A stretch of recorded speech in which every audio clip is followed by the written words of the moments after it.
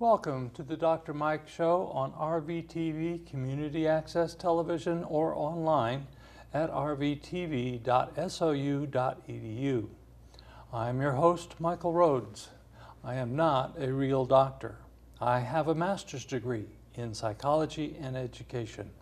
I also have a CADC-3, which deals with chemical dependency and related disorders, including obsessive conditions, and I'm a nationally certified counselor in practice here in Ashland, which features extended sessions.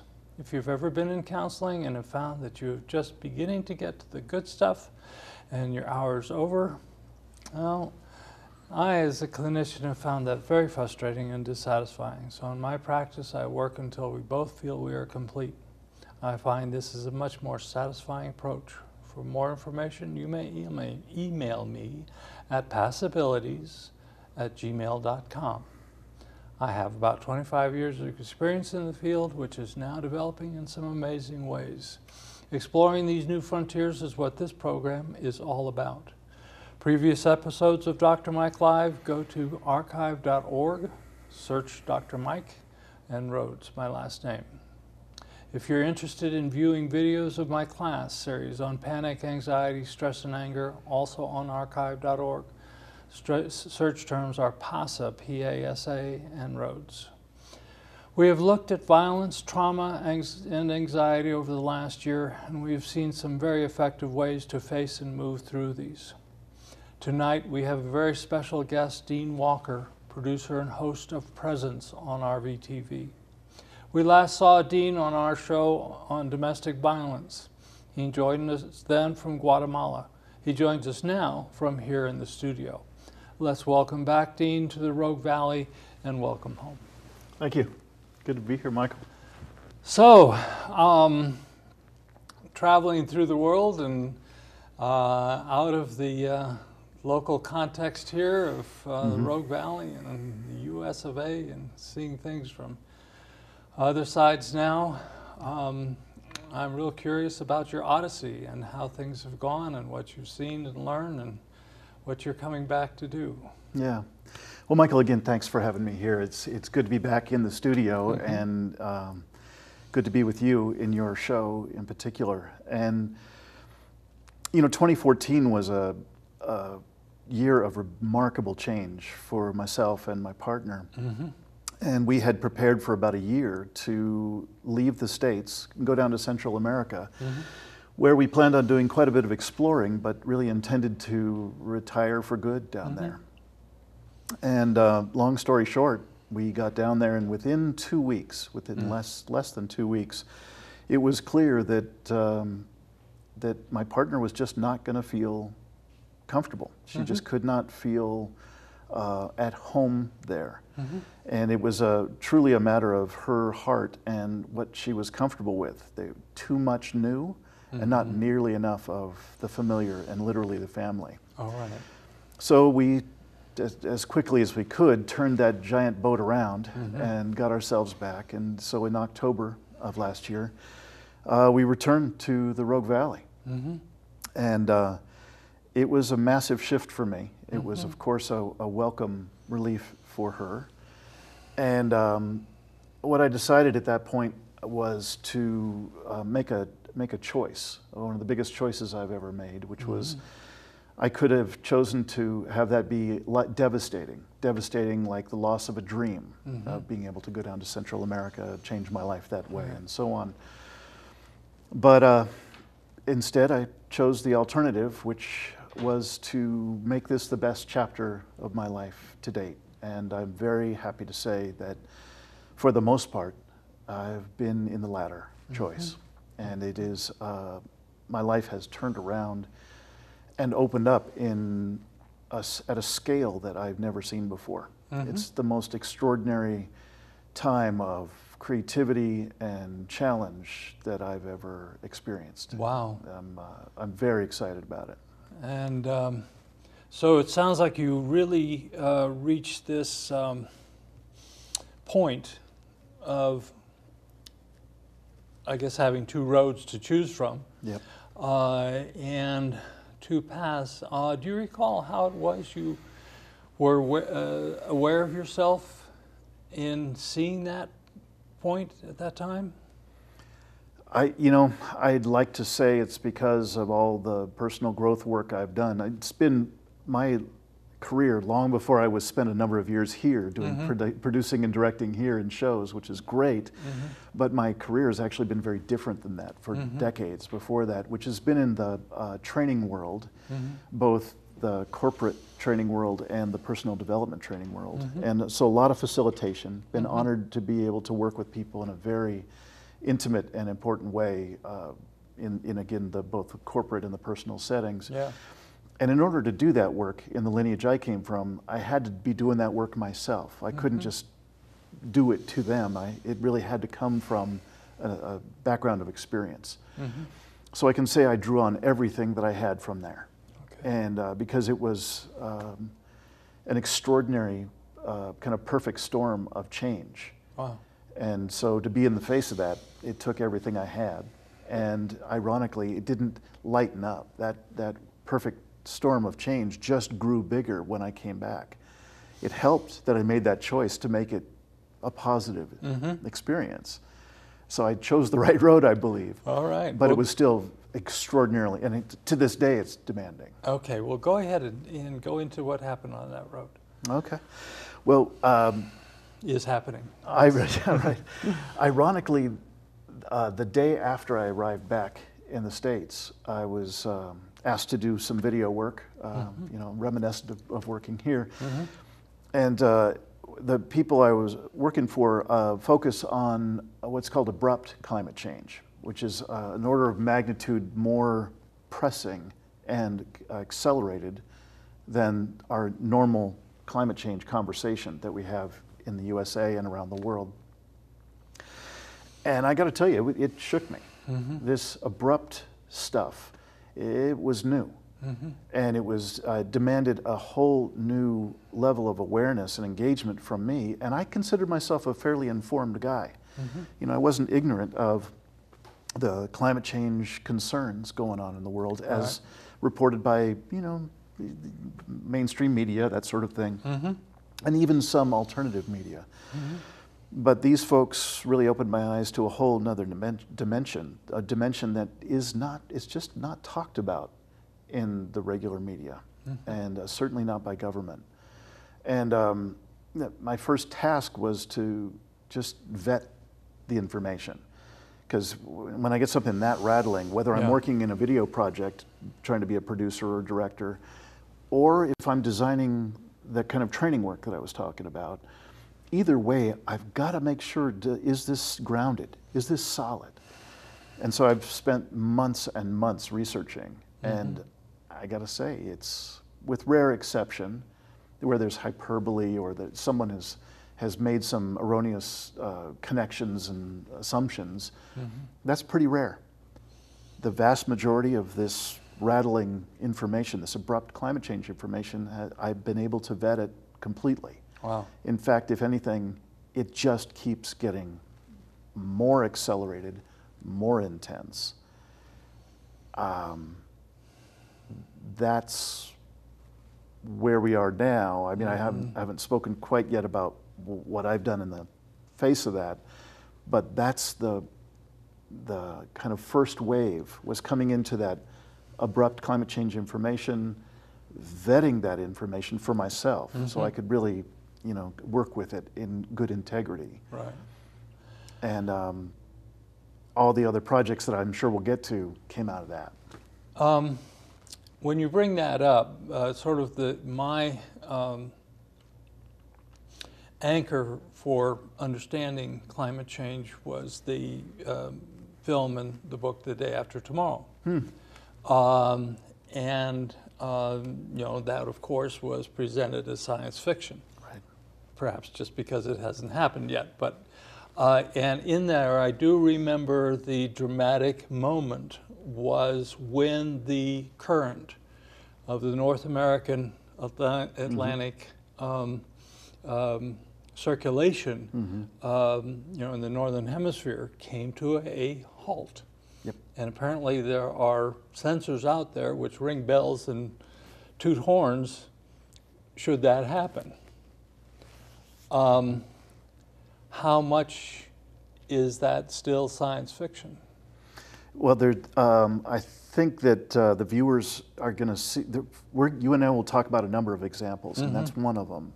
And I'm going to do my best to bring some of the articles that I've gone through to vet that material to you, and I'll be able to show you and the viewers some of those articles here on the screen. I think this is a good time to let them know that they don't have to scramble for a pencil or something, that you're going to be posting a list of these references on your website, right? I will. Yeah. So with that, there is a very recent article, it has to be within the last week, where the one very active climate scientist is asking that same question. You know, of course he was ridiculing that movie when it came out, and that it's just absurd.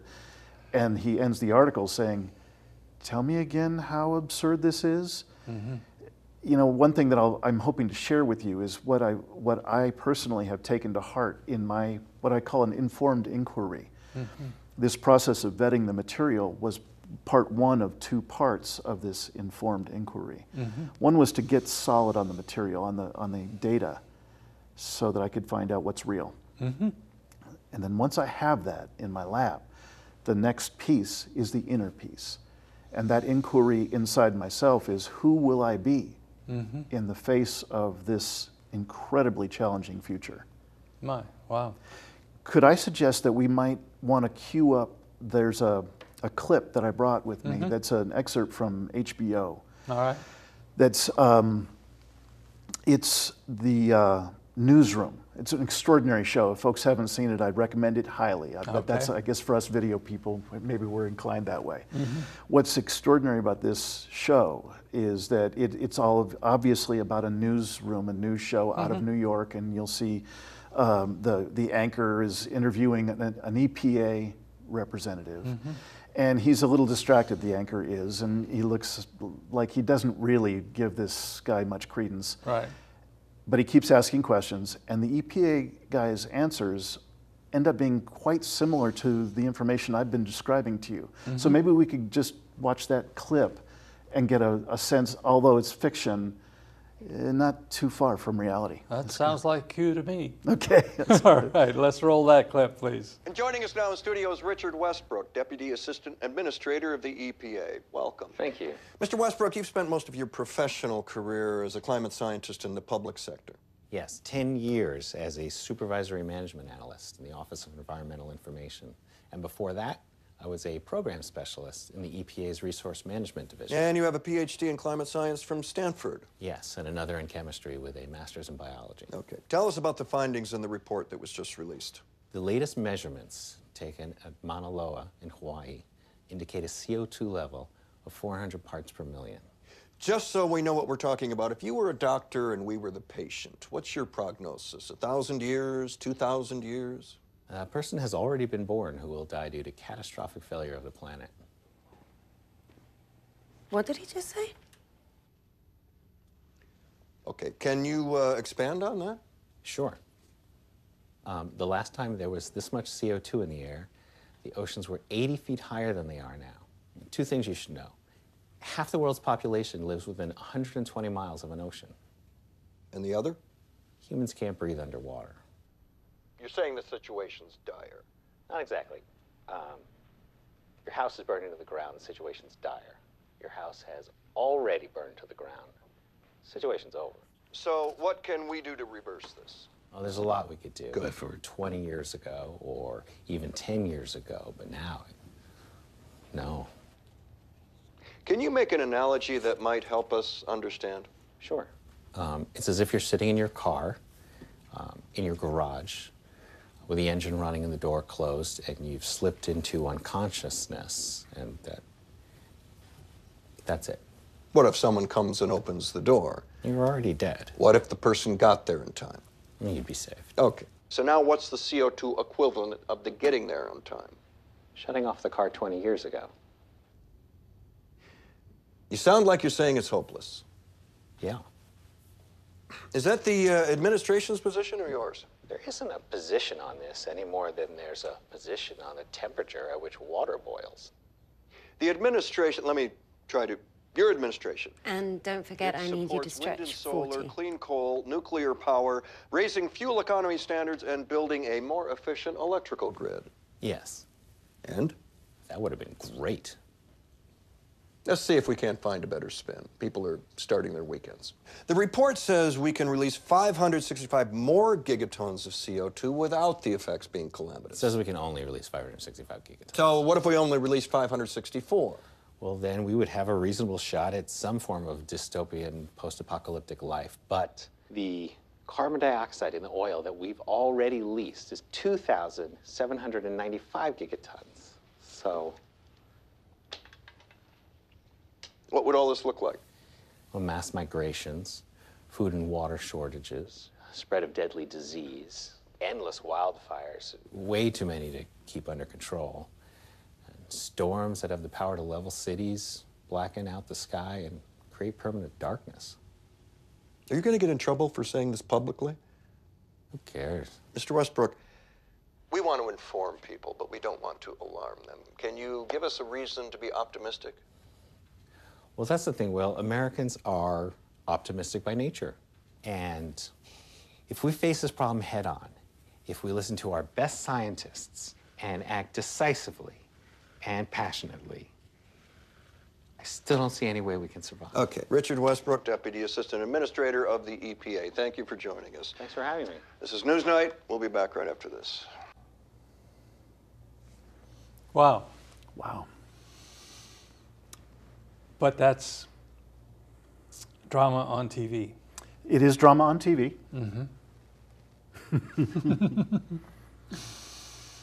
And and that actually brings up something. To what extent, I'm wondering, is a lot of the drama on TV that we're seeing now, is it fiction or is it updates?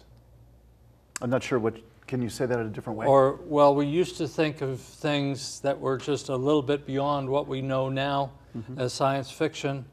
And I'm thinking more in the sense they're, in a way, updates in terms of what's in the pipeline coming down to be aware of.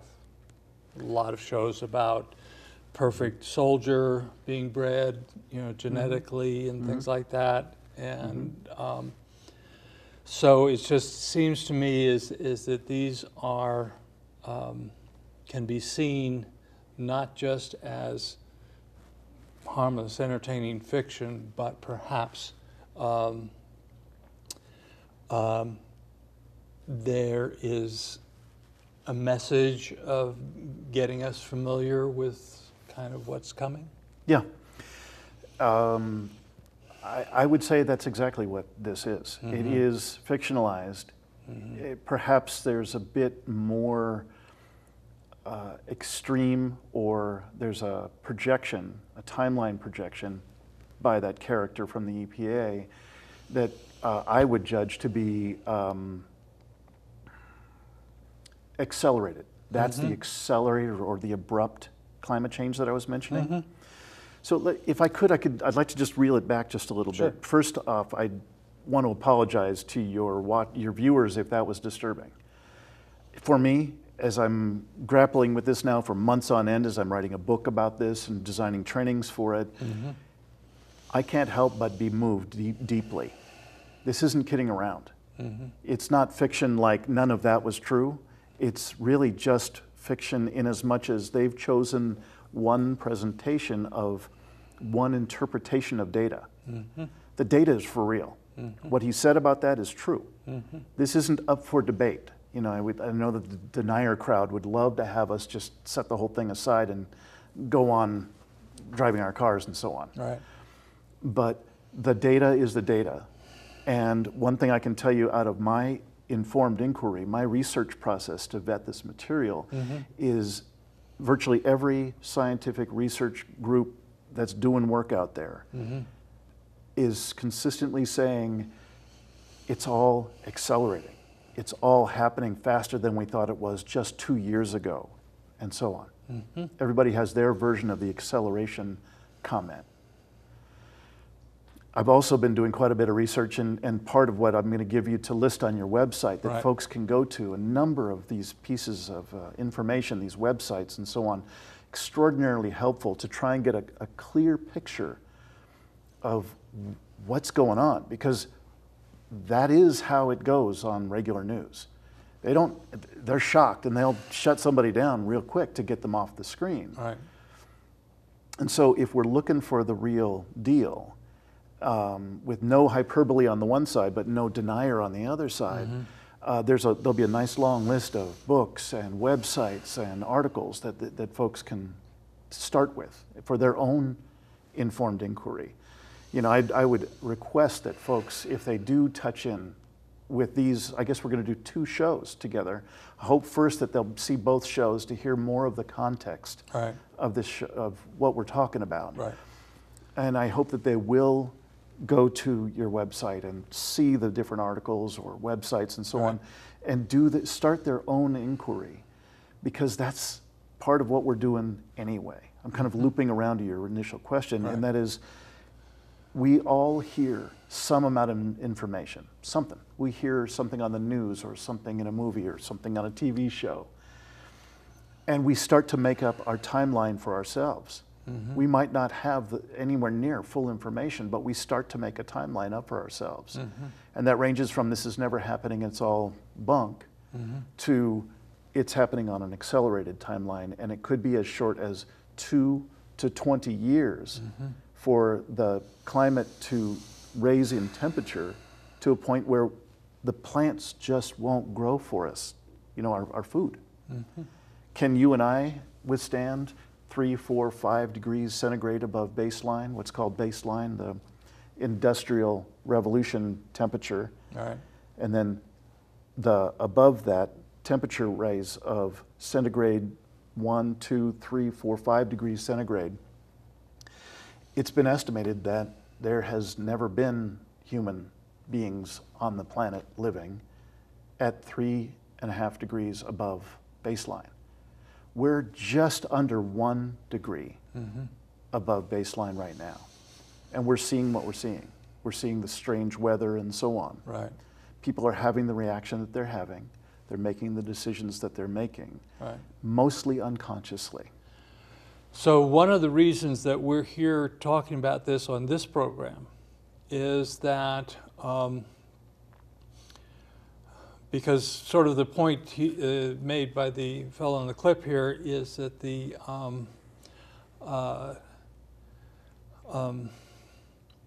it would have been good if we were having this discussion 20 years ago. Exactly. Okay, so it's like we're looking at preparation, and part of that preparation is the potential for a public mental health breakdown of serious proportion, epidemic, pandemic kind of thing, of people being caught unaware. Yeah. Okay. I wish it was different. I never, in my wildest nightmares, thought that I would be the end is near guy with the sign on the corner. It's crazy. It's incredibly heartbreaking. Yeah. But every inch of this research process has validated it for me, to my satisfaction. Right. And I invite all the viewers, please do your own. Okay. I have a book coming out soon called The Calling, and the subtitle of it is Standing Together for a New Human Operating System. Okay.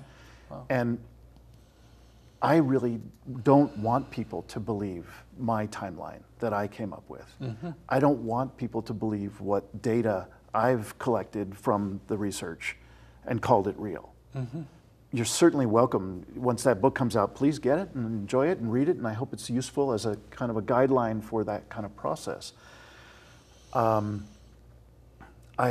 am hoping that people like yourself who are experts in the field of stress reduction and counseling for people in stressful situations in their life, we're going to need you to clone yourself 1,000 times over.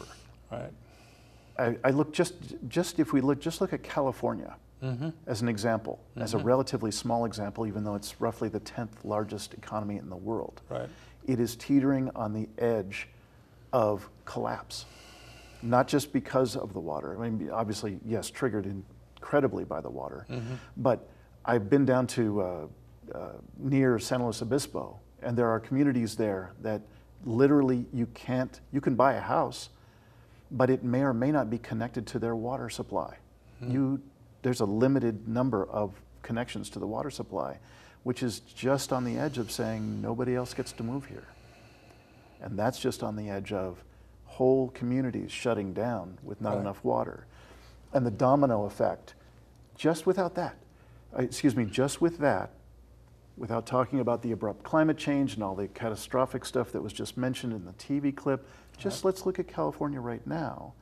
And I would say people like yourself who can help and counsel and offer stress reduction methods on a large scale,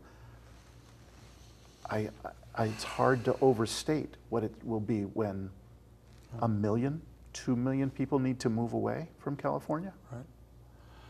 And on that note, my first recommendation is to learn all you can about what's going on. And so we will be posting the documentation on this because that's very important to me on my website, which is Michael J. Rhoades, RHOADES.com. And under the Dr. Mike page, on the Dr. Mike page, we'll have a link to this show and to the documentation for this so that you can do your own research on this and not take our word for it. Okay. And so we are live here tonight. We have another half of our show to go, the second part that'll be coming up after a short break. So.